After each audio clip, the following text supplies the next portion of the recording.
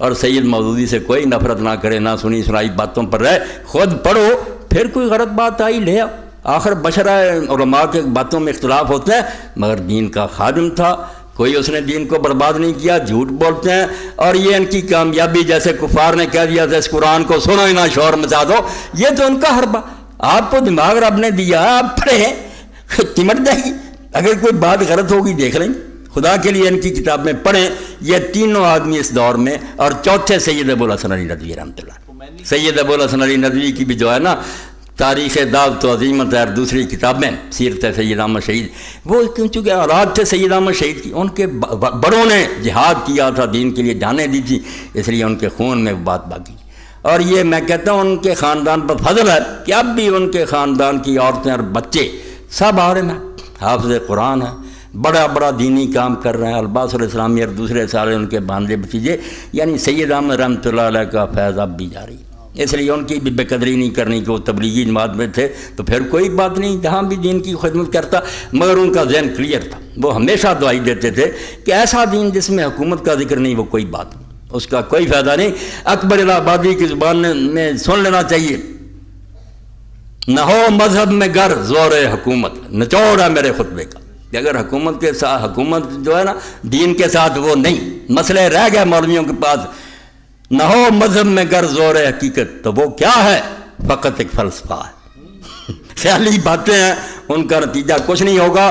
جب اسلام ہوگا اور ساتھ ہی خلیفہ ہوگا، قرآن کے ساتھ تلوار، تو پھر صرف وعد نہیں ہوں گے، امیر المومنین عمر رضی اللہ عنہ کا ڈنڈا بھی ہوگا، دنیا سیدھی ہو جائے۔ ایسا نہ ہو تو ہے کار کلیمی بے بنیاد۔ اقبال کہتا ہے کہ لاٹھی نہ ہوتی موسیٰ علیہ السلام کے پاس تو نبوت پھیر ہی تھی، مسئلے کرتے رہے، فرعون مانتا تھا۔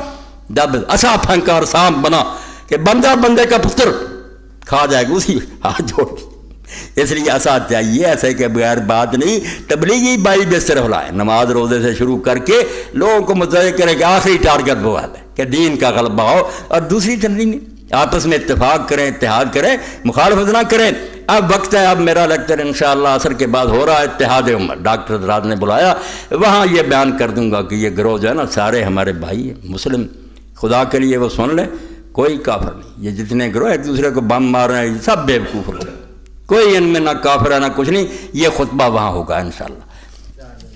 4 بھائی تحریک اسلامی کا اجتماع پرسوں بروز اتوار مرخہ 4:30 وقت 9:30 بجے شروع ہوگا، جیسے 15 روزہ ہوتا ہے اجتماع، 15 روزہ اجتماع ہوگا، 9:30 بجے شروع۔